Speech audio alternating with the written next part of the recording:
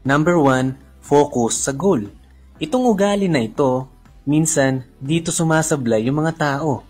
Marami kasi sa atin ay mabilis maligaw ang landas o kadalasan ay laging distracted kaya hindi nakakapag-focus sa mga dapat gawin.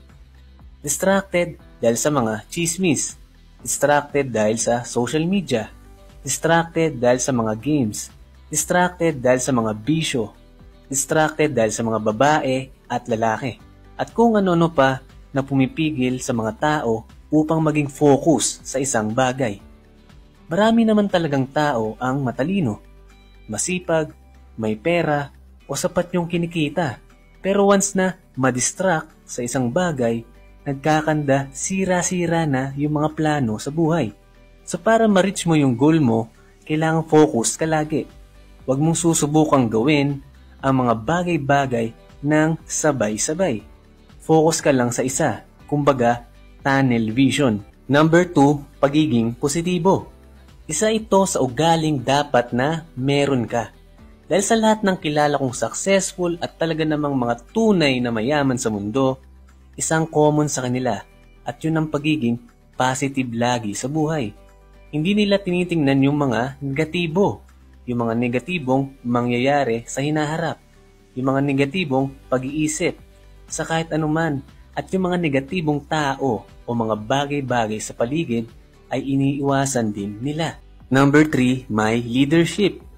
Itong ugali naman na ito ay napakahalaga at talaga namang naiiba sa pagiging bossy. Iba yung ugaling bossy sa ugaling leader. Kung ugaling bossy ka, ikaw yung taong puro ka lang utos. Feeling mo, alam mo na rin ang lahat ng bagay sa mundo. Puro ka rin reklamo at sisi sa ibang tao. Pero kung ugaling leader ka, ikaw ay hindi lang puro utos. Bagkus nakikipagtulungan ka rin sa iba.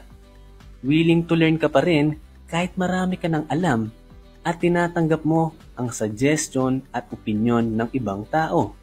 At imbes na puro ka reklamo at sisi, ay nagiging responsable ka sa mga actions mo at actions din ng iba. Mahusay ka ring may pag-usap sa ibang tao at mahusay ang iyong decision making. Kaya ugaling payaman talaga ang pagiging leader dahil kaya mong maging role model sa ibang tao. Ang mga successful na tao, sila yung mga taong kayang i-lead ang isang grupo ng tao o ang kanyang team tungo rin sa tagumpay at sa ikakabuti nila. Kaya kung kaya mong i-lead ang ibang tao, panigurado, kaya mo rin i-lead ang sarili mo sa success.